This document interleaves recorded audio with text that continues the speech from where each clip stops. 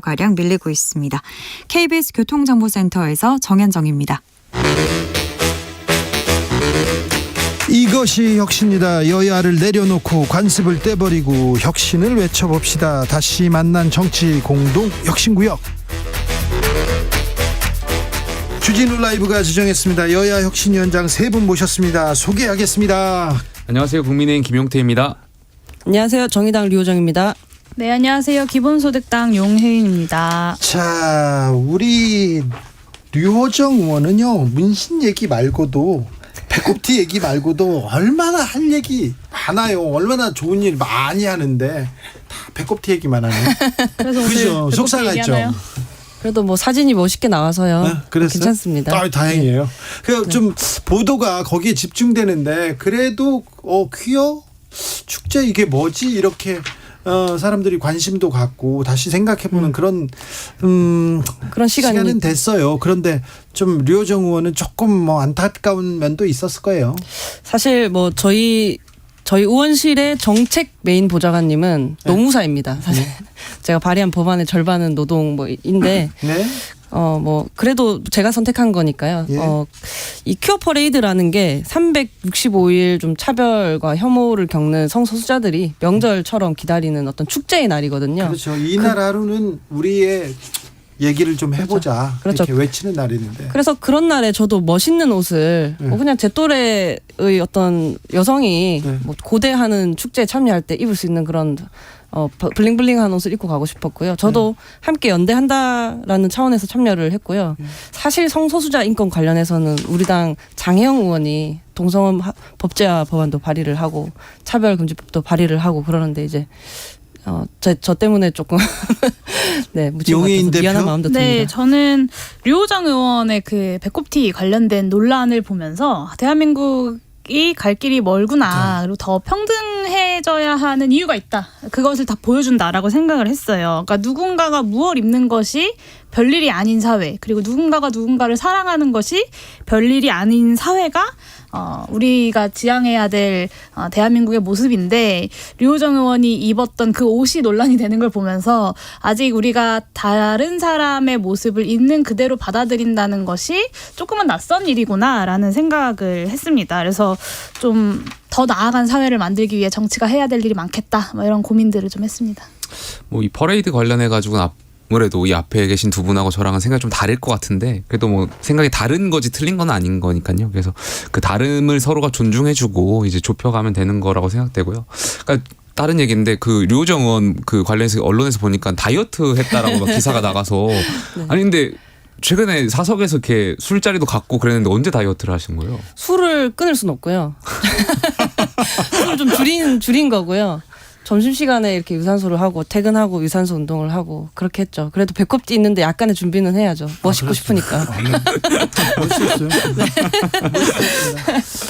아무튼 성소수자 문제 우리가 가장 뒤떨어진 분야라고 생각해요. 이제는 좀 내놓고 얘기를 해야 됩니다. 우리 사회 얘기입니다. 우리들 얘기니까 이렇게 금기시하고 반대하고 차별하지 말고 이런 사람들이 이런 생각을 하고 있다. 우리가 다르다.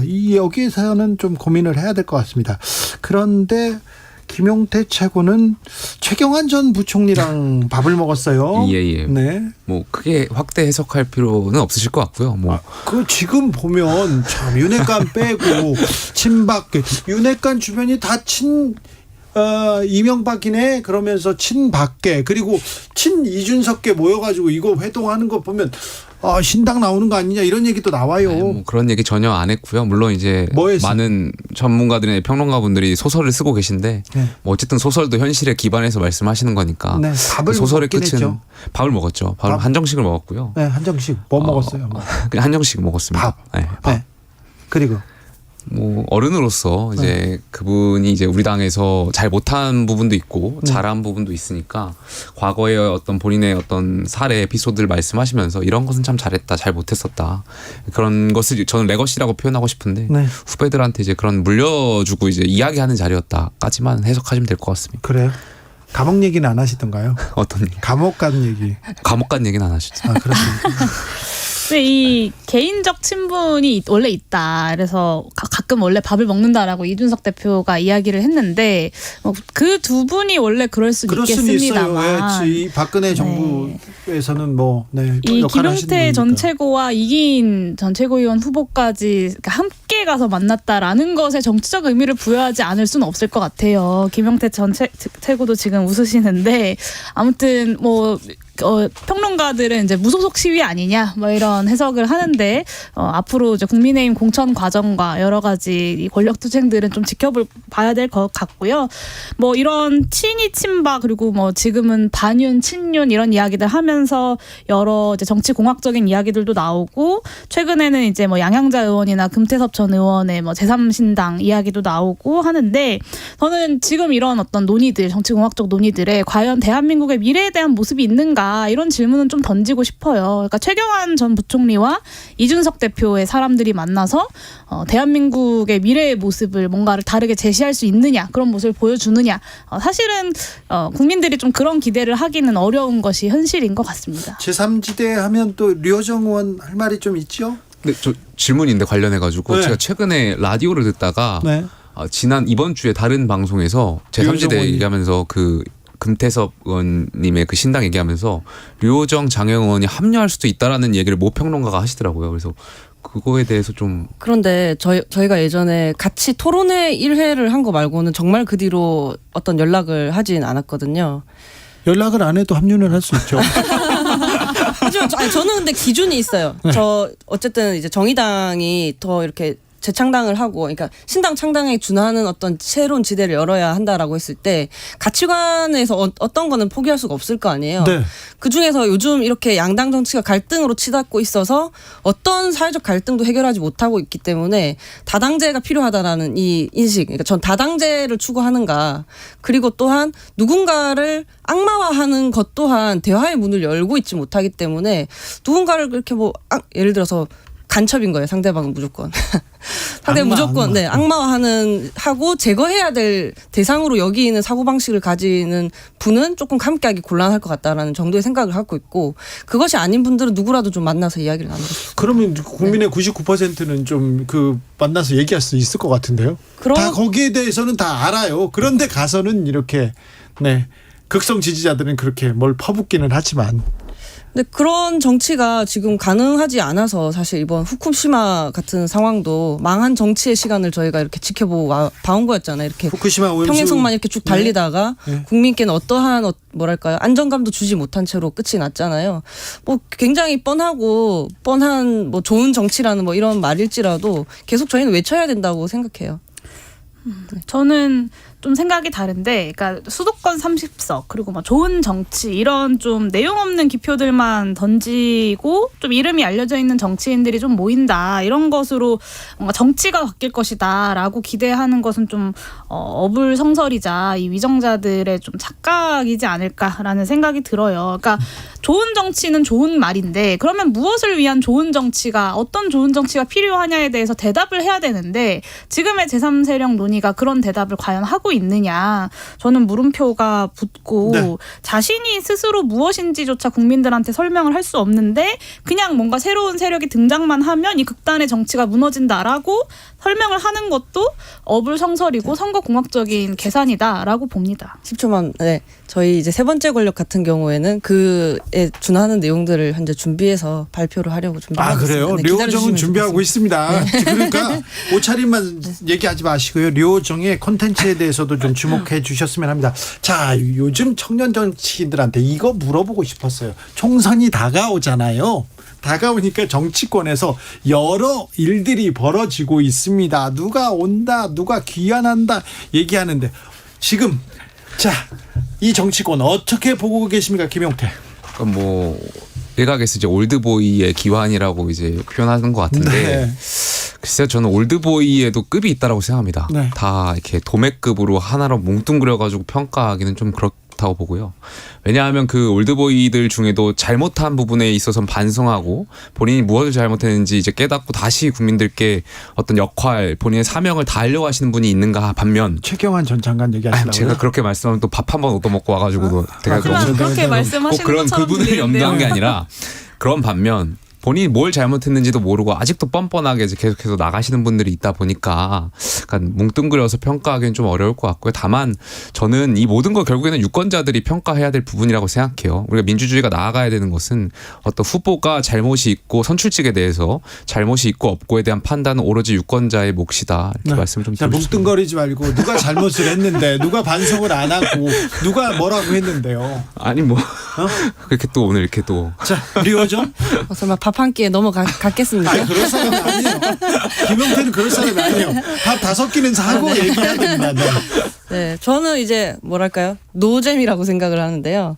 올드보이는 올드 하잖아요. 그리고 정치권에서 물러났다가 다시 돌아오니까 귀환이라는 말까지 이렇게 쓰는데 우병우나 뭐 최경환님 같은 이런 분들을 이렇게 받아들여도 되는가 하는 생각이 들었어요. 왜냐하면 이 특히 이제 범죄를 저질러서 감옥에 갔다 온 사람을 이렇게 환대하는 경우는 아 재벌 재벌 말고는 없는 거 아닌가 하는 생각도 좀 들고 정치 시작하기 전에는 전의 정권은 그렇게 문제를 삼는데 정치하는 중에 생긴 정권을 쉽게 털어버릴 수 있는 건가 하는 생각이 좀 들더라고요. 자요, 그 점도 좀 이상하죠. 그리고 올드한 분들이 오면 계속 옛날 얘기만 하게 되잖아요. 우린 나아가야 되는데 옛날 얘기 계속 하게 되잖아요.